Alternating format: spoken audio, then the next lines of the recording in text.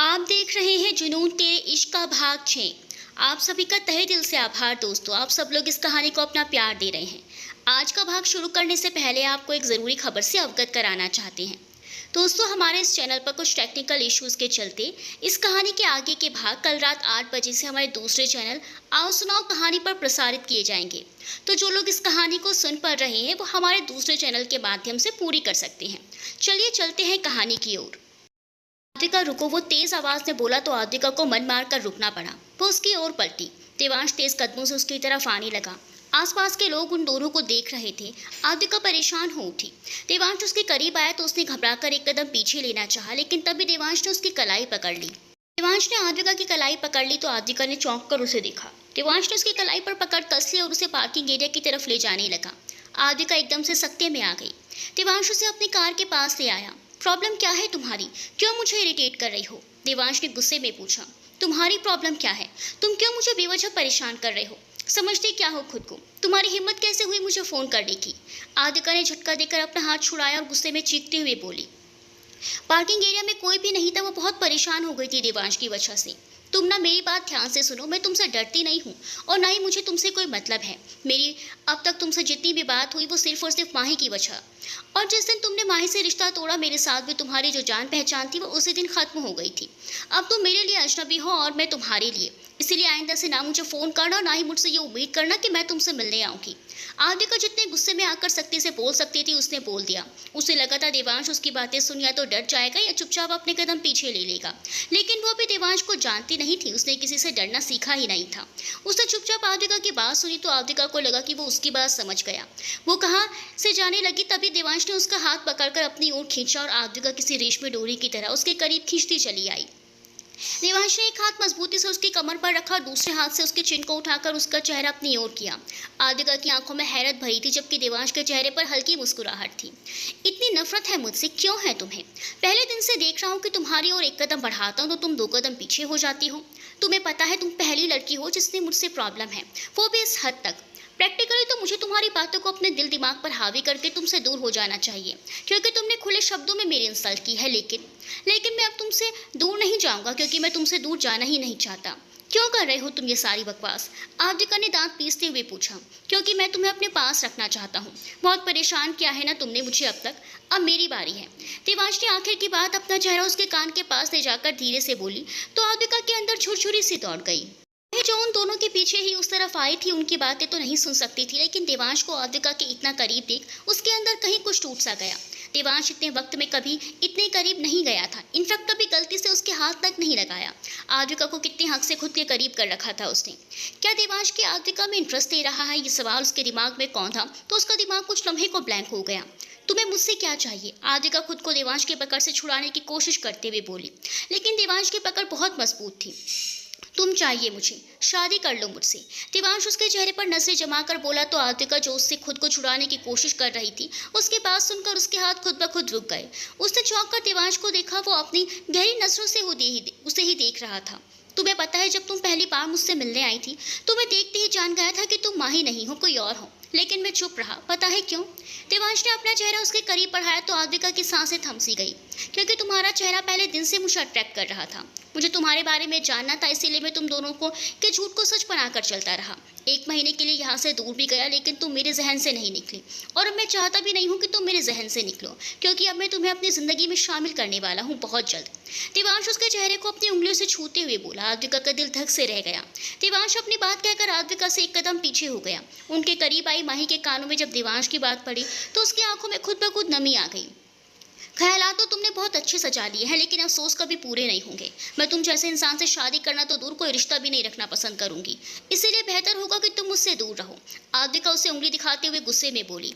उसे देवांश की बातें सुन तेज गुस्सा आ रहा था। वो वक्त बताएगा। फिलहाल तो मैं तुम्हें एक बात बता रहा हूँ कि जिस अंगूठी को तुम बहुत बेइज्जती के साथ उतार कर फेंक आई थी ना, उसे बहुत जल्द तुम्हारी इस उंगली में पहनाऊंगा मैं, वो भी सबके सामने। देवांश उसके हाथ को ऊपर उठाकर बोला और ये बोलते हुए उस जो कॉन्फिडेंस उसकी आंखों में झलक रहा था उसे देखकर आद्रिका का दिल डर के मारे कांप उठा। उसे इस कदर हैरान परेशान देख देवांश हल्के से मुस्कुराया और अपनी आंखों पर सनग्लासेस लगाकर जैसे ही जाने को हुआ उसकी नजर सामने खड़ी माही पर पड़ी और उसकी मुस्कान थोड़ी और बड़ी हो गई। वो अपनी कार के पास पहुंचा और उसमें बैठकर वो तेज स्पीड से वहां से चला गया। आद्विका और माही अभी तक भी वैसे ही खड़ी थी। दोनों के दिमाग में देवांश की बातों ने खलबली सी मचा दी थी। माही ने खुद को संभाला और आद्विका के पास आ गई। वो अभी भी उलझन में खड़ी थी। माही ने उसके कंधे पर हाथ रखा। तुमने सुना वो अभी क्या बोलकर गया? आद्विका ने उसे देखा। सुना और देखा भी। मुझे लगता है वो तुम्हें लेकर सीरियस है। माही कुछ पल सोचकर बोली। आद्विका ने उसका हाथ अपने कंधे से हटाया। माही, तुम भूल गई हो उसने तुम्हारे साथ क्या किया? तुम ही तो बोलती हो वो सही इंसान नहीं है, फिर तुम कैसे उसकी बातों पर यकीन कर सकती हो? और उससे भी ज़रूरी बात, ना तो मुझे उसमें कोई इंटरेस्ट है और ना ही मैं उससे शादी करूंगी। मैं उसके बहकावे में बिल्कुल भी नहीं आने वाली। अब तक चुप थी क्योंकि मुझे लग रहा था कि वो मेरी फैमिली तक जाएगा, और अगर उसने उन्हें बता दिया तो मैंने तुम्हारे साथ मिलकर उसके साथ क्या झूठ बोला है, तो वो लोग भी उससे नाराज़ होंगे। इसी बात का डर मुझे लग रहा था, लेकिन अब लग रहा है सारी बात मेरे हाथ से निकल चुकी है। तो अब मैं उससे क्यों डरूं? मैं भी देखती हूँ कि वो क्या करता है, क्योंकि मेरे साथ ज़बरदस्ती तो वो करने से रहा। आर्यका मजबूत इरादे से बोली और फिर वहां से चली गई। माही भी उसके पीछे ही थी। माही को दुख हो रहा था, उसके एक झूठ ने आज आद्विका को कहां से कहां लाकर खड़ा कर दिया। अगर ये झूठ वाली बात ना होती तो वो बेझिझक अपने परिवार को बता सकती थी कि देवांश उसे परेशान कर रहा है, लेकिन अब अगर वो देवांश के बारे में अपने परिवार को बताती है तो उसे अपने बोले गए झूठ के बारे में भी उन सबको बताना होगा, और वो बेकसूर होते हुए भी कसूरवार बन जाएगी। उसका परिवार नहीं समझेगा कि उसने सिर्फ माही की मदद करनी चाहिए थी। आद्विका माही से बिना कुछ बोले वहां से ऑटो में बैठ कर चली गई, तो माही ने भी घर जाना ही ठीक समझा। देवांश की बातों ने उसके मन को कहीं ना कहीं बुरा लगा था। आद्विका घर आ गई थी। दिमाग में देवांश की बातें निकालना मुश्किल हो गया था। वो जितना सोच रही थी उतना ही उलझती जा रही थी, लेकिन फिर भी उसने अब अपने मन में पक्का इरादा कर लिया था कि अगर अब देवांश ने उसे जरा भी परेशान किया या उसे फोन किया तो अपने परिवार को सब बातें सच सच बता देगी। वो अब ये सोचकर नहीं डरेगी कि उसका परिवार उस पर गुस्सा होगा या उससे नाराज होगा। उसने अपना ध्यान उस पर से हटाने के लिए घर के काम करना शुरू कर दिया। रात को खाने के वक्त उसके पापा धवल की सगाई के बारे में चर्चा कर रहे थे। वो सब चाहते थे कि धवल और सलोनी की सगाई जल्दी हो जाए, और इस बारे में उनके बीच थोड़ी बहुत बातचीत हुई। अगले दिन आद्विका के पापा ने सलोनी के पापा से बात करके पंडित जी द्वारा सगाई की तारीख भी फिक्स कर ली। आद्विका और उसका परिवार काफी खुश था। माही के कानों में अभी तक भी देवांश की बातें गूंज रही थी। उसकी बातों से लग रहा था कि वो आद्विका को पसंद करता है। अगर उसे आद्विका पसंद थी तो फिर उसके साथ इतना बड़ा धोखा और इतने दिन छल करने की क्या जरूरत थी? वो उसे पहले ही बता देता कि वो आद्विका को पसंद करता है तो वो नहीं आती उन दोनों के बीच। सजाती उसे लेकर कोई सपने, उसके बोले गए एक झूठ की इतनी बड़ी सजा दी उसने। यही कुछ बातें माही के दिमाग में चल रही थी जो उसके मन को भी ठेस पहुंचा रही थी। देवांश को लेकर अभी उसने बहुत खूबसूरत से सपने सजाए थे, उसे अपने साथ इमेजिन किया था। अब तो देवांश का किसी और में इंटरेस्ट लेना उसके मन को दुख ही दे रहा था, जो कहीं ना कहीं जायज भी था। माही बेटा क्या हो, इतनी परेशान क्यों हो? इन्होंने माही के चेहरे पर हाथ रखते हुए फिक्र से पूछा। वो कब अपने कमरे में आई इस बात का माही को पता ही नहीं चला। वो खोई खोई से लग रही थी और ये बात रानू ने भी नोटिस की थी। वो मम्मा आज थोड़ा लो फील हो रहा है, थोड़ी देर आराम करूंगी तो ठीक हो जाऊंगी। माही एक पल को चौंकी थी, लेकिन फिर वो फौरन ही संभल गई थी कि वो वजह अपनी मम्मा को परेशान नहीं करना चाहती थी। दूसरी तरफ देवांश अपने मन की बात आद्विका के साथ शेयर करके बहुत सुकून में था। उसे अब रिलीफ था कि जो उसके मन में बात थी वो आद्विका को बता चुका था, और अब उसे आद्विका के फैसले का इंतजार था। वो जो वो चाहता था कि उसी के हक में करे। उसने 2 दिन आद्विका की कॉल का इंतजार किया, उस उम्मीद में कि वो अपना फैसला उसे बताएगी, लेकिन आद्विका को कोई फ़ोन नहीं आया। देवांश ने उसे पलटकर कॉल नहीं किया क्योंकि वो अब उससे मिलकर बात करना चाहता था। अगले दिन वो उसके कॉलेज गया, लेकिन आद्विका उस दिन कॉलेज से जल्दी घर चली गई थी, इसीलिए देवांश को उससे बिने मिला ही जाना पड़ा। देवांश फिर अगले दिन उसके कॉलेज गया, लेकिन उस दिन आद्विका कॉलेज ही नहीं आई। देवांश अब थोड़ा इरिटेट होने लगा था। उसने आद्विका को कॉल किया, लेकिन आद्विका ने उसका नंबर फिर से ब्लॉक कर दिया था, और ये देख देवांश का गुस्सा और बढ़ गया। उसने अब अपनी कार सीधा आद्विका के घर की तरफ मोड़ ली थी। आद्विका कॉलेज नहीं गई थी क्योंकि आज वो कॉलेज से छुट्टी लेकर अपने पापा की दुकान पर चली गई थी। वो कभी कभी अपने पापा की हेल्प करने उनकी दुकान पर चली जाती थी। आज भी उसके पापा की तबीयत थोड़ी ठीक नहीं थी, इसीलिए वो उनके साथ दुकान पर चली गई ताकि उनकी हेल्प करवा सके। देवांश आद्विका के मोहल्ले में आ गया। उसके घर का एड्रेस वो पहले ही पता करवा चुका था, इसीलिए उसका घर ढूंढने की उसे कोई ज़रूरत ही नहीं थी। लेकिन आद्विका का घर जिस गली में था वहाँ उसकी बड़ी सी कार नहीं जा सकती थी, इसीलिए उसने 2 गली छोड़कर अपनी कार पार्क की और फिर आद्विका का घर जिस गली में था उस गली में चल पड़ा। कुछ ही देर में वो आद्विका के घर के सामने खड़ा था। आद्विका के साधारण से घर को देख रहा था। उसके महल जैसे घर के आगे आद्विका का घर कुछ भी नहीं था, लेकिन उसे इस घर का या मोहल्ले से कोई फर्क नहीं पड़ता था। आद्विका से मतलब था। वो एक गहरी सांस लेकर घर की ओर चल पड़ा। वो जानता था उसका आद्विका के घर अचानक जाना आद्विका के लिए मुश्किल खड़ी कर सकता है, लेकिन वो फिर भी जा रहा था क्योंकि आद्विका ने उसकी मर्जी के खिलाफ उसका नंबर ब्लॉक किया था। अगर वो उसका नंबर ब्लॉक नहीं करती तो शायद उसके घर नहीं जाता। उसने दरवाजे पर जाकर बैल बजाई और कुछ ही लम्हों बाद सेजल ने दरवाज़ा खोला। उसने देवांश को सवालिया नजरों से देखा। आद्विका कहाँ है? देवांश ने अपने बारे में कुछ बताने के बजाय सीधा आद्विका के बारे में पूछा। वो तो पापा के साथ दुकान पर गई है, लेकिन आप कौन? दीदी के बारे में क्यों पूछ रहे हैं? आपको उनसे क्या काम है? सेजल ने जवाब देने के साथ अपने मन में चलते सवाल भी उससे पूछ लिए, लेकिन देवांश ने कुछ नहीं कहा और फिर 2 पल बाद वो बिना कुछ कहे वहाँ से चला गया। सेजल बस देखती रह गई, लेकिन फिर उसने सर झटक कर दरवाजा बंद कर दिया। वो इस वक्त घर में अकेली थी क्योंकि शोभा किसी काम से पड़ोस में गई थी। आद्विका दुकान पर अपने पापा की हेल्प करवा रही थी। उसकी दुकान मार्केट में थी, इसलिए ग्राहक ज्यादा रहते थे। देवांश ने अपनी कार सड़क के साइड में पार्क की और फिर आद्विका के पापा की दुकान की ओर चल पड़ा। उसकी नजर आद्विका पर पड़ी जो किसी कस्टमर को कुछ सामान दे रही थी। देवांश ने अपनी पॉकेट से अपना वॉलेट निकाला, एक पानी की बोतल। देवांश ने 500 का नोट आद्विका की तरफ बढ़ाते हुए उससे पानी की बोतल मांगी तो आद्विका ने उसे देखा। वो उसे वहां देख बिल्कुल चौंक गई थी। देवांश भी उसे तीखी नजरों से देख रहा था। आद्विका, बेटा पानी की बोतल दो इनको। वो कुछ देर तक इस तरह खड़ी रही, देवांश को देखती रही तो उसके पीछे बैठे पापा ने उसे टोका। उसे हिलाती चुपचाप पानी की बोतल लेने चली गई। अगले ही पल वो पानी की बोतल लेकर आ गई। उसने बिना देवांश को देखे पानी की बोतल काउंटर पर रख दी। देवांश ने उसे देखते हुए उसकी तरफ पैसे बढ़ाए। आद्विका ने पैसे लिए, नोट देखा कि वो बीच में कागज का टुकड़ा भी था। उसने सर उठाकर हैरानी से देवांश को देखा। देवांश ने उसे आंखों से उसे भरने का इशारा किया। आद्विका ने गुस्से से उसे घूरा और फिर कागज को अपनी मुट्ठी में भींच लिया। उसने जल्दी से देवांश के बाकी के बचे पैसे दे दिए ताकि वो जल्दी से वहां से चला जाए। वो नहीं जाना चाहती थी कि उसके पापा को जरा सी भी किसी भी बात की भनक लगी। देवांश पानी की बोतल उठाकर चला गया। तब जाकर आद्विका की जान में जान आई। उसने अपने पापा की नजरों से छुपकर उस कागज पर लिखे शब्दों को पढ़ा और फिर गुस्से में उस कागज के टुकड़े करके डस्टबिन में फेंक दिए। देवांश ने उसे कल कॉलेज के बाहर मिलने बुलाया था। वो जितना इस मुसीबत से बचना चाहती थी, देवांश नाम की मुसीबत उतना ही उस पर हावी होती जा रही थी। उसे खुद पर ही झुंझुनाहट होने लगी थी। रात को वो अपने पापा के साथ वापस घर आ गई और रात के खाने के बाद उसके पापा ने उसे कुछ पैसे दिए। वो जब भी कभी अपने पापा की दुकान में मदद करवाती थी तो उसके पापा उसे अक्सर पैसे दिया करते थे और वो हमेशा खुश हो जाया करती थी। लेकिन आज वो पैसे लेकर भी खुश नहीं थी क्योंकि उसका दिमाग देवांश की बातों में उलझा हुआ था। देवांश ने उसे परेशान कर दिया था। दीदी, आज दिन में कोई आया था, आपके बारे में पूछ रहा था। रात को सोते टाइम सेजल ने उसे बताया तो बेड पर कंबल रखती आद्विका ने रुककर उसे देखा। कौन? मैंने पूछा था लेकिन उन्होंने बताया नहीं, बस आपके बारे में पूछ रहे थे। और मैंने जब बोला क्या पापा के साथ दुकान पर गई हो तो फिर वो बिना कुछ बोले ही चले गए। हे भगवान, कहीं देवांश तो नहीं आया था? सेजल की बात सुन आद्विका के दिमाग में पहला ख्याल ही देवांश का आया। मम्मी कहाँ थी तब? उसने कुछ लम्हों बाद पूछा। तब मम्मी पड़ोस में गई हुई थी। आप बताओ ना कौन थे वो, आप जानती हो उन्हें? सेजल ने पूछा। बेचारी दोपहर से बस यही सोचे जा रही थी कि वो लड़का कौन था जो आद्विका के बारे में पूछने आया था। मैं नहीं जानती कौन था, होगा कोई पागल, तुम भूल जाओ उसे और अब सो जाओ, मुझे भी सोने दो। वो बोलकर सोने के लिए लेट गई, लेकिन अब नींद आना बिल्कुल नामुमकिन सा हो गया था। अगले दिन कॉलेज के बाद देवांश आद्विका का कॉलेज के बाहर इंतजार कर रहा था। आद्विका ने उसे देखा तो चुपचाप उसकी तरफ बढ़ गई। माही उसके पीछे ही थी। उसे देवांश की तरफ जाता देख वो अपनी जगह पर ही रुक गई। आद्विका चलकर देवांश के पास आई। वह उसे ही देख रहा था। मुझे तुमसे बात करनी है, लेकिन यहाँ नहीं कहीं और। आद्विका उसके पास आकर बोली। बैठो। देवांश ने कार का दरवाजा खोलकर उसे बैठने का इशारा किया। वो चुपचाप जाकर कार में बैठ गई। देवांश भी आकर ड्राइविंग सीट पर बैठा और उसने गाड़ी आगे बढ़ा दी। माही जो उन दोनों को देख रही थी वो पलटकर वापस कॉलेज के अंदर चली गई। आद्विका ने उसे कल के बारे में बताया था, वो भी उसके लिए परेशान थी। कार में आद्विका बिल्कुल खामोश बैठी थी। देवांश भी कुछ वो नहीं बोला। थोड़ी आगे चलकर जब एक खाली सड़क आई तो आद्विका ने देवांश को कार रोकने को बोला। देवांश ने सड़क किनारे कार रोक दी। तुम ना आज मुझसे साफ तौर पर बता दो कि तुम्हें मुझसे क्या चाहिए। ऐसा क्या बिगाड़ दिया मैंने तुम्हारा कि तुम मेरे पीछे हाथ धोकर पड़ गए हो? तुम्हारा जब मन करता है मुंह उठाकर मेरे कॉलेज आ जाते हो और कल तो हद ही हो गई। तुम न सिर्फ मेरे घर आ गए बल्कि मेरे पापा की दुकान पर भी पहुंच गई। ये बात तुम्हारे लिए बहुत मामूली सी होगी, शायद तुम्हें कोई फर्क भी ना पड़े, लेकिन मैं जिस सोसाइटी में रहती हूँ वहाँ किसी लड़के का एक लड़की के बारे में पूछते हुए उसके घर तक आ जाना उस लड़की पर और उसके कैरेक्टर पर 1000 तरह के सवाल खड़े कर देता है। तुम मेरा नंबर ब्लॉक ना करती तो मैं नहीं आता। मुझे तुम्हारे एक्सक्यूजेस सुनने में कोई इंटरेस्ट नहीं है। तुम बस सीधे सीधे मुझे बता दो कि मेरा पीछा छोड़ने का क्या लोगे। मैं तंग आ गई हूँ इन सब से। वो झल्ला कर बोली। फालतू बातें बहुत हो गई हैं। ये बताओ मैंने जो कहा था उसके बारे में क्या सोचा है? देवांश ने उसकी बातों को इग्नोर करते हुए पूछा। किस बारे में? वो अपनी बातों में ऐसी उलझी थी कि देवांश की बात समझ ही नहीं पाई। हमारी शादी के बारे में। वो आद्विका को देखकर दिलचस्पी से बोला तो आद्विका की भवें जुट गई। बकवास बंद करो अपनी। मैंने उस दिन भी कहा था और आज फिर कह रहा हूँ कि मुझे तुमसे कोई इंटरेस्ट नहीं है। मैं तुमसे शादी नहीं करूँगी। ये बात अपने दिमाग में अच्छे से बैठा लो, मुझे परेशान करना बंद करो। वो अपने एक एक शब्द पर जोर डालती सख्ती से बोली।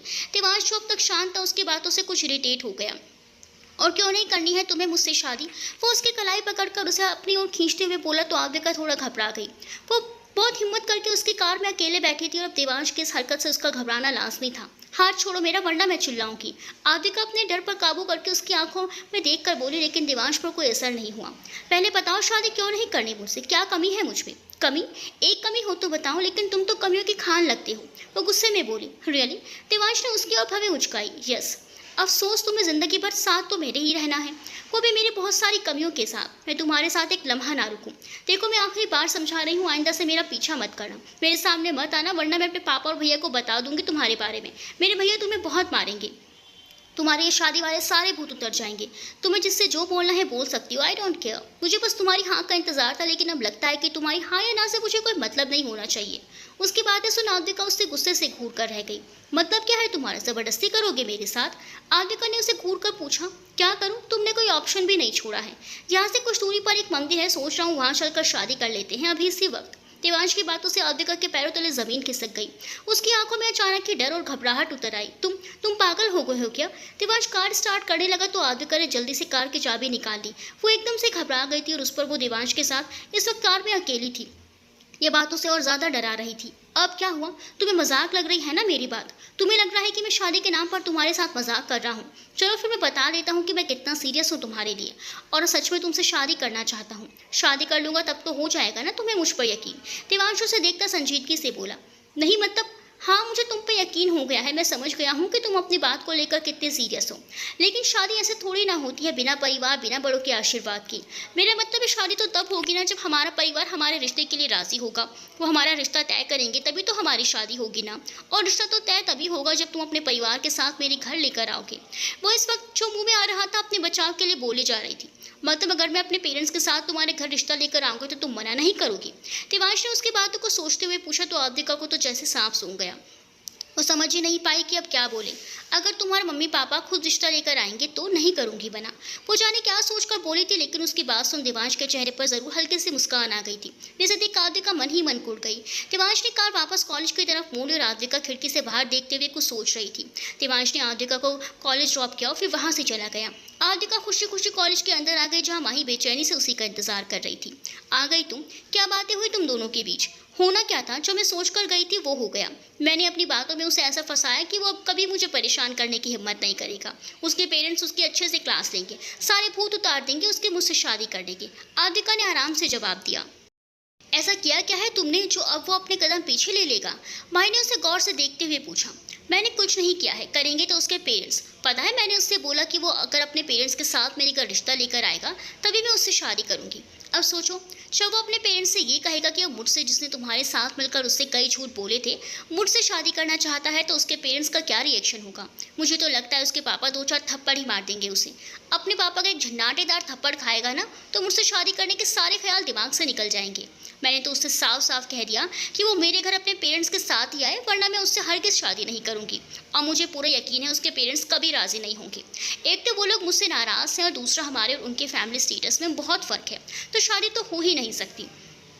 वो खुश होकर बोली तो माही ने अपना माथा पकड़ लिया। अब तुम्हें क्या हुआ? मैंने इतनी अच्छी गुड न्यूज़ दी और तुम ऐसे बैठी हो? उसे परेशान दिख आदिका मुंह बनाकर बोली। तो क्या करूं? तुम जो बेवकूफ़ी करके आई हो उसकी खुशी में मीठा करूं? वो चिढ़कर बोली तो माही तुम क्या बोल रही हो, मैं समझी नहीं। आदिका, तुम्हें अंदाजा भी नहीं है कि तुमने अपने ही पैरों पर कुल्हाड़ी मार ली है। तुम्हें देवांश से ये नहीं बोलना चाहिए था कि वो अपने पेरेंट्स के साथ तुम्हारे घर रिश्ता लेकर आए। वो सच में आ गया तो? नहीं माही, ऐसा नहीं होगा। उसके मम्मी पापा राजी ही नहीं होंगे तो वो कैसे आएगा? और तुम इतने विश्वास से कैसे कह सकती हो कि वो लोग नहीं मानेंगे? माही ने पूछा तो आदिका एक पल को चुप हो गई। आदिका देवांश की मॉम आशा आंटी मेरी मॉम की फ्रेंड है और वो अक्सर उन्हें अपने घर का माहौल बताती रहती हैं। देवांश से पहले आशा आंटी को एक बेटा हुआ था जो डिलीवरी के वक्त ही खत्म हो गया, और ये बात आशा आंटी और जिग्नेश अंकल को बहुत हर्ट कर गई थी। वो अपने बच्चे को खोकर बहुत दुखी थे। 2 साल बाद जब देवांश उनकी ज़िंदगी में आया तब जाकर वो उस दर्द से उभरे थे। उन्हें देवांश बहुत ज़्यादा प्यारा है। वो उसकी हर छोटी बड़ी जिद पूरी करते हैं, इसीलिए देवांश बचपन से बहुत जिद्दी है। देवांश के घर में अगर सबसे ज़्यादा किसी की चलती है तो वो खुद देवांश ही है। हाँ, मैं मानती हूँ जब देवांश अपने पेरेंट्स को तुम्हारे बारे में बताएगा तो वो आसानी से नहीं मानेंगे, उस पर शायद बहुत गुस्सा भी करें, लेकिन इन दी एंड देवांश की बात मान ली जाएगी, क्योंकि देवांश अपनी जिद का बहुत पक्का है। वो अच्छे से जानता है उसके पेरेंट्स उसकी बात टाल ही नहीं सकते, इसीलिए वो अपने कदम पीछे नहीं लेगा। तुमने एक बार भी सोचा कि जब तुमने देवांश को बोला कि वो अपने पेरेंट्स के साथ तुम्हारा रिश्ता लेकर आए तो ये वो बात वो इतनी आसानी से कैसे मान गया? क्योंकि उसे पता था कि वो अपने पेरेंट्स को आसानी से मना सकता है। माही की बातें सुन आद्विका की सारी खुशी हवा हो गई, उसके चेहरे की हवाइयाँ उड़ गई। इस तरफ तो उसने सोचा ही नहीं था। मुझे डराओ मत माही, पॉजिटिव सोचो। ये सोचो ना कि उसके पेरेंट्स नहीं मानेंगे। आई होप ऐसा ही हो, लेकिन ये होने के चांसेस बहुत कम दिख रहे हैं मुझे। ऐसा मत बोलो माही, अगर देवांश रिश्ता लेकर मेरे घर आ गया तो उन सब लोग को लगेगा कि मेरे देवांश के साथ अफेयर चल रहा है। मैं अपने ही परिवार की नज़रों में गिर जाऊंगी। वो रुआंसी हो गई थी। माही ने उसके साथ हाथ पर अपना हाथ रखकर उसे दिलासा दिया। भगवान से प्रे करो कि जो तीर तुमने छोड़ा है वो सही निशाने पर लगे। देवांश के पेरेंट्स इस बार उसके जिद के आगे ना झुके। माही की बात सुन वो चुप हो गई। तुमसे सुबह कहा था ना आज कॉलेज से जल्दी आना, तुम अब आ रही हो? घर पहुंची तो शोभा ने उसे घूरते हुए पूछा। सॉरी, मैं भूल गई थी। वो गर्दन झुकाकर मायूस होकर बोली, क्योंकि उसकी आंखों में पानी भर आया था। शोभा को वो उदास सी लगी तो उसने उसका हाथ पकड़कर सोफे पर बिठाया और खुद भी उसके पास ही में बैठ गई। क्या हुआ है तुम्हें? कई दिनों से देख रही हूँ कहीं खोई खोई सी रहती हो। क्या कोई बात है जो तुम्हें परेशान कर रही है? बताओ मुझे। शोभा ने उसका चेहरा अपनी ओर करते हुए नरमी से पूछा तो आद्विका खुद को रोक नहीं पाई और वो शोभा के गले लगकर रोने लगी। शोभा एकदम से परेशान हो गई। आद्विका, मम्मी मुझे डर लग रहा है, वो रोते हुए बोली। डर? डर क्यों लग रहा है तुम्हें? पता नहीं, बस बहुत अजीब सा महसूस हो रहा है। बहुत इनसिक्योर फील कर रही हूँ। वो शोभा को सारी बातें बताने की हिम्मत नहीं कर पा रही थी। अच्छा बस चुप हो जाओ, सब ठीक है, कुछ नहीं हुआ है। तुम्हें शायद किसी की नज़र लग गई है, मैं अभी तुम्हारी नज़र उतारती हूँ। शोभा बस यही सोच पाई थी। आद्विका ने भी अब चुप्पी साध ली। उसे पहले खुद को तैयार करना था देवांश के बारे में अपने परिवार को बताने के लिए। डैड, मुझे आपको कुछ बताना है। सुबह नाश्ते के वक्त देवांश ने बात शुरू की। जिग्नेश और आशा दोनों वहाँ मौजूद थे। बोलो। जिग्नेश एक नज़र उसे देख बोले। आशा भी उसे देखने लगी। मैं शादी करना चाहता हूँ, देवांश जूस का एक सिप लेते हुए बोला। जिग्नेश ने उसे देखा तो खुशी हो गई। उसने उम्मीद नहीं की थी कि माही वाले इंसिडेंट के बाद देवांश इतनी जल्दी शादी के लिए मान जाएगा। वो तो माही से भी शादी करने को तैयार नहीं था। आशा ने उसे बहुत मुश्किल से कन्विंस किया था कि माही से एक बार मिलने के लिए, और फिर माही ने जो उसके साथ किया उसके बाद उसे उम्मीद ही नहीं की थी वो इतनी जल्दी शादी के लिए मानेगा। मैंने अपने लिए लड़की भी पसंद कर ली है, आप लोगों को बस उसके घर रिश्ता लेकर जाना है। उसने अपनी बात आगे बढ़ाई। लड़की? किस लड़के को पसंद किया है तुमने अपने लिए? जिग्नेश ने पूछा। माही की दोस्त आद्विका। वो उन दोनों को देखते हुए बोला। माही की दोस्त आद्विका? क्या तुम उस लड़की की बात कर रहे हो जो उस दिन माही के साथ सगाई में आई थी और उसी के साथ मिलकर माही ने तुमसे झूठ बोला था? आशा ने अपने दिमाग पर जोर डाला तो आद्विका का चेहरा उसके जहन के पर्दों पर उभर आया। जी हाँ, मैं उसी की बात कर रहा हूँ, उसी से शादी करना चाहता हूँ मैं। उसने आराम से जवाब दिया। हरगिज़ नहीं, तुम उस लड़की से शादी नहीं कर सकते, वो तुम्हारे लायक ही नहीं है। माही के साथ मिलकर झूठ बोला था उसने तुमसे, तुम उसे कैसे पसंद कर सकते हो अपने लिए? आशा हैरानी के साथ बोली। उसने कहीं झूठ नहीं बोला था, उसने सिर्फ अपने दोस्त होने के नाते माही की मदद की थी। और वैसे भी मैं जानता था कि वो दोनों मुझसे झूठ बोल रही हैं। उन दोनों ने मुझसे झूठ बोला तो मैंने उनका झूठ सबके सामने खोल कर रख दिया। उन्हें उनके किए की सज़ा मिल चुकी है, अब आगे मैं उस बारे में बात नहीं करना चाहता। आप भी वो सब भूल जाइए। मैं आद्विका से शादी करना चाहता हूँ, जल्द से जल्द। जिद मत करो देवांश, तुम्हारी माँ बिल्कुल ठीक कह रही है। जो लड़की एक बार झूठ बोल सकती है वो दोबारा झूठ नहीं बोलेगी, इसकी क्या गारंटी है? वो हमारे घर के लायक नहीं है। हम तुम्हारे लिए एक बहुत अच्छी लड़की ढूंढ लेंगे जो तुम्हारे काबिल होगी। जिग्नेश ने आशा की पैरवी की। आप लोगों को मेरे लिए कोई लड़की देखने की ज़रूरत है ही नहीं, क्योंकि मैं सिर्फ और सिर्फ आद्विका से शादी करूंगा। वो मुझे अपनी ज़िंदगी में चाहिए, वो भी बहुत जल्द। आप लोग डिसाइड कर लीजिए कि कब आप लोग उसके घर उसके पापा से बात करने जाएंगे। वो सख्ती से बोलकर उठ गया। हम तुम्हारी बात हर मानते हैं, इसका मतलब ये नहीं कि तुम किसी भी चीज़ के लिए ज़िद करने लगोगे। जिग्नेश उसकी ज़िद देख गुस्से में बोला। हम तुम्हारा भला चाहते हैं, इसीलिए तुम्हें समझा रहे हैं कि वो लड़की तुम्हारे काबिल नहीं है। तुम उससे शादी करने का ख्याल छोड़ दो, तुम्हें उससे भी कहीं गुना बेहतर लड़की मिल जाएगी। आशा ने नरमी से कहा। जब मुझे उससे बेहतर कोई चाहिए ही नहीं तो आप दोनों क्यों बेवजह की जिद कर रहे हैं? मैं आद्विका से ही शादी करूंगा, ये फैसला कर चुका हूँ। आद्विका ने कहा है कि वो मुझसे तभी शादी करेगी जब आप दोनों मेरा रिश्ता लेकर उसके घर जाएंगे। इसीलिए मुझे बताइए कि आप लोग कब उसके घर जा रहे हैं? वो खींचते हुए बोला। मैं और तुम्हारी माँ किसी के घर नहीं जाएंगे, ये बात अपने दिमाग में अच्छे से बैठा लो। जिग्नेश नाश्ते के पेट को गुस्से से सरकाता उठ गया। देवांश ने भी गुस्से में अपना पिता को देखा। जिग्नेश के जाने के बाद देवांश ने पास के पिलर पर एक जोरदार मुक्का जड़ दिया। जब कोई बात उसके मन मुताबिक नहीं होती थी तो उसका गुस्सा अपने आप से बाहर हो जाता था। देवांश, क्या पागलपन है बेटा? आशा जल्दी से उसके पास आई और उसके हाथ को देखा। उसके हाथ में स्वेलिंग आ गई थी। मॉम, डैड को समझा दो कि मैं आद्विका से ही शादी करूंगा। जितनी जल्दी हो सके इस बात को एक्सेप्ट कर लें। वो अपना हाथ आशा के हाथ से खींचते हुए बोला। देवांश, इतनी जिद अच्छी नहीं है बेटा, हम सिर्फ तुम्हारा भला चाहते हैं। मुझे नहीं चाहिए ऐसी भलाई जिसपे मुझे आद्विका से दूर होना पड़े। वो चिढ़कर बोला और फिर घर से बाहर चला गया। आशा परेशान से कुर्सी पर बैठ गई। माही जब कॉलेज से घर आई तो हॉल में रेनू उसी के आने का इंतजार कर रही थी। क्या हुआ मम्मा, आप यहाँ ऐसे क्यों बैठी हैं? माही कमरे में जाने के बजाय उसी के पास आ गई थी। रेनू कुछ गुस्से में लग रही थी। देवांश आद्विका से शादी करना चाहता है। रेनू ने उससे सवाल किया तो माही समझ गई कि देवांश अपने घर में आद्विका से शादी को लेकर बात कर चुका है और शायद आशा ने ही उसकी मम्मी को बताया होगा इस बारे में। चुप क्यों हो, कुछ पूछ रही हूँ तुमसे, रेनू ने तेज आवाज में बोला तो माही अपने ख्यालों से बाहर आई। उसने चुपचाप हाँ में गर्दन हिला दी। और तुमने ये बात मुझसे क्यों नहीं बताई? रेनू गुस्से से उबल रही थी। माही कुछ घबरा गई। मम्मा, वो मेरा मतलब है, इससे बताने जैसा क्या है? मैं देवांश से कोई मतलब नहीं रखना चाहती, लेकिन जिससे वो शादी करना चाहता है वो तो तुम्हारी दोस्त है ना। क्या उससे भी कोई मतलब नहीं है तुम्हें? मम्मा, आद्विका नहीं चाहती उससे शादी करना, वही आद्विका के पीछे पड़ा हुआ है। आद्विका ने तो उसे बस माही, खबरदार जो मेरे सामने उस लड़की की तरफदारी की तो मुझसे बुरा कोई नहीं होगा। रेनू उसकी बात काटते हुए सख्ती से बोली। रेनू ने गुस्से में कहा। माही हैरानी से अपनी माँ को देखने लगी। मम्मा, आपको आद्विका को लेकर कोई गलतफहमी हो गई है। उसकी इन सब में कोई गलती नहीं है। अच्छा, वो लड़की देवांश को बोल रही है कि अपने पेरेंट्स के साथ उसके घर रिश्ता लेकर आए और तुम बोल रही हो कि उस लड़की की कोई गलती नहीं है। वो नहीं चाहती देवांश से शादी करना। माही, तुम्हें समझ नहीं आ रहा है, उसने देवांश को फंसाया है। उसकी पहले दिन से देवांश पर नजर थी। उसने देवांश को बहकाया है। देवांश को तुम्हारे खिलाफ करने वाली बड़ी लड़की है। उसी की वजह से तुम्हारा और देवांश का रिश्ता टूटा है। तुम उसे दोस्त मानती हो, लेकिन वो दोस्ती तो क्या दुश्मनी के लायक भी नहीं है। मुझे तो अब यकीन ही नहीं आ रहा कि वो मासूम से दिखने वाली लड़की अंदर से इतनी चालाक और फरेबी है। अगर मुझे पहले ही उसकी असलियत दिख जाती तो मैं उसे कभी तुम्हारे करीब नहीं आने देती। रेनू के चेहरे पर नफरत झलकने लगी थी। आद्विका के जिक्र पर माही दो पल को खामोशी हो गई। मम्मा, आप आद्विका के बारे में गलत सोच रही हैं। वो ऐसे नहीं है। वो खुद इन सबके बीच उलझ गई है। आप सिर्फ वो देख रही हैं जो आशा आंटी ने आपको दिखाया है। आप नहीं जानती आद्विका इन सबकी वजह से कितनी परेशान है, लेकिन मैं जानती हूँ वो कितनी मुश्किलों से घिरी हुई है। माही ने रेनू के पास आकर उसे समझाना चाहा। माही, तुम्हारा दिमाग खराब हो गया है। इतना कुछ होने के बाद भी तुम्हें उस लड़की की असलियत दिखाई नहीं दे रही।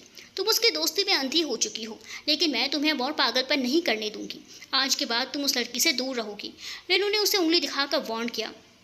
मॉम, लेकिन फ़ोन दो अपना। रेनू ने उसका फ़ोन मांगा तो माही ने एक पल रुककर फ़ोन अनलॉक करके उसकी तरफ बढ़ा दिया। रेनू ने उसके हाथ से फ़ोन लिया और फिर उसमें से आद्विका के नंबर को ब्लॉक कर दिया। माही हैरानी से अपनी माँ को देखने लगी। मम्मा, ये क्या कर रही हो आप? माही ने अपना फ़ोन लेना चाहा तो रेनू ने अपना हाथ पीछे खींच लिया। बस, आज के बाद तुम उस लड़की से कोई वास्ता नहीं रखोगी। तुम्हारी उसकी दोस्ती खत्म आज से। ओ माही, मेरी बात कान खोल कर सुन लो। अगर तुमने उसका नंबर अनब्लॉक किया ना, या उससे कोई बात करने की कोशिश की तो मैं तुमसे बात नहीं करूँगी। उन्होंने गुस्से में सख्ती के साथ कहा और वहां से चली गई। माही की आंखों में अचानक ही नमी उतर आई। वो समझ नहीं पा रही थी कि अपनी माँ को कैसे समझाए, कैसे उन्हें यकीन दिलाए कि आद्विका की इन सब में कोई गलती नहीं है। दूसरी तरफ आद्विका एक डर के साए में जी रही थी। वो रह रहकर देवांश का ख्याल उसे डरा जाता। दरवाजे पर दस्तक होती तो वो घबरा जाती कि ये सोचकर कि कहीं देवांश और उसके परिवार वाले ना आए होंगे।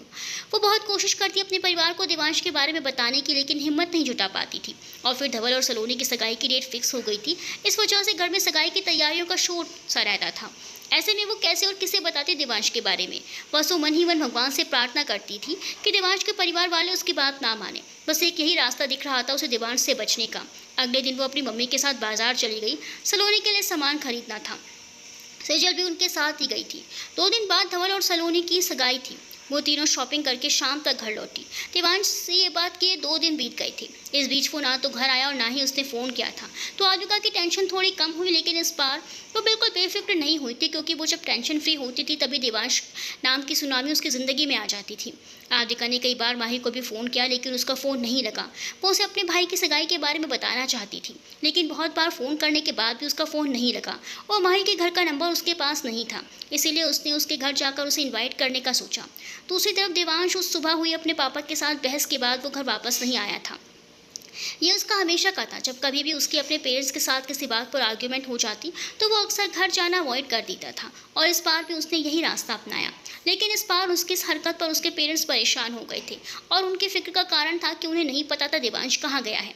दरअसल देवांश पहले कभी अगर अपने पेरेंट्स से नाराज़ होता था तो घर जाने के बजाय फार्म हाउस पर चला जाता था, लेकिन इस बार वो फार्म हाउस पर भी नहीं गया और ना ही 2 दिन से ऑफिस गया था। वो कभी अगर किसी ट्रिप पर जाता या हॉलीडे पर जाता तब भी अब दिन में एक बार अपने पेरेंट्स से ज़रूर बात करता था, लेकिन इस बार 2 दिन हो गए थे जिग्नेश और आशा की उससे कोई बात नहीं हुई थी। उन दोनों ने कई बार उसे फ़ोन मिलाया था, लेकिन देवांश ने नहीं उठाया। आशा और जिग्नेश ने रात तक इंतज़ार किया, लेकिन जब वो घर नहीं आया तो उन्होंने देवांश के दोस्तों को फ़ोन मिलाना शुरू कर दिया। कि शायद वो अपने दोस्तों के साथ हो। जिग्नेश ने उसके एक दोस्त से बात करके फ़ोन रखा ही ताकि देवांश उन्हें घर के अंदर दाखिल होता दिखा। देवांश घर के अंदर आया और आशा और जिग्नेश को इग्नोर कर सीढ़ियों की तरफ जाने लगा। जो देख जिग्नेश को उस पर बहुत गुस्सा आया। कहाँ से आ रहे हो इतनी रात को, और 2 दिन कहाँ गए थे? जिग्नेश ने कड़क आवाज़ में पूछा तो उसके बढ़ते कदम रुक गए। दोस्त के घर पर था। ये मत सोचिए कि घर छोड़कर भाग गया था। मॉम खाना लगवा दीजिए, मैं फ्रेश होकर आता हूँ। वो वापस सीढ़ियाँ चढ़ता ऊपर चला गया। आशा और जिग्नेश ने एक नज़र एक दूसरे को देखा। देवांश जब कपड़े बदल कर आया तब तक आशा ने खाना लगवा दिया था। वो जाकर अपनी चेयर पर बैठ गया। जिग्नेश और आशा भी अपनी चेयर पर बैठ गए थे। नौकरी ने उन सबको खाना सर्व कर दिया था। सो क्या सोचा आप दोनों ने आद्विका के बारे में? 2 दिन हो गए हैं, अब तक तो कोई फैसला ले लिया होगा। देवांश ने खाना खाते हुए आद्विका का जिक्र छेड़ा तो जिग्नेश और आशा दोनों के चेहरे पर सख्ती आ गई। वो दोनों ही उसकी उस जिद से परेशान हो चुके थे। जवाब तुम्हें 2 दिन पहले ही मिल चुका है, जिग्नेश ने कहा। डैड, मैं उसे लेकर सीरियस हूँ और उससे शादी करने का मन बना चुका हूँ। समझ क्यों नहीं रहे हैं आप ये बात? उसने खुद को शांत रखते हुए कहा। समझना हमें नहीं तुम्हें है कि वो लड़की किसी भी तरीके से तुम्हारे लायक नहीं है, जिग्नेश ने शांति से जवाब दिया। देवांश की पकड़ अपने हाथ में पकड़ी चम्मच पर कस गई। बेटा, मैंने रेनू से पता किया था उस लड़के और उस परिवार के बारे में। उसके पापा एक मामूली सी किराने की दुकान है और घर भी बहुत तंग गलियों में है। हमारे उनके रहन सहन, खान पीन, सोसाइटी में बहुत फ़र्क है। वो लड़की हमारे साथ एडजस्ट नहीं कर पाएगी और शायद ना ही हम उसके साथ एडजस्ट कर पाएंगे। हमारे समाज में एक इज्जत है, तुम्हारे डैड का नाम चलता है सोसाइटी में। लोग क्या बोलेंगे कि हमने हमारे इकलौते बेटे की शादी एक मामूली सी लड़की से कर दी। सबको लगेगा कि तुम में ही कोई कमी है, इसीलिए हमने तुम्हारी शादी गरीब परिवार में करवाई। आशा उसे समझाने की पूरी कोशिश कर रही थी। पहली बात, मैं आद्विका और उसके परिवार के बारे में सब जानता हूँ, और रही बात उसके हमारे साथ एडजस्ट करने की, तो वो सब सीख जाएगी। मैं खुद उसे हमारे घर के रूल्स एंड रेगुलेशन समझाऊंगा। और रही बात कि कोई क्या सोचेगा, तो उससे मुझे कोई फ़र्क नहीं पड़ता। जिसको जो सोचना होगा वो सोच ले।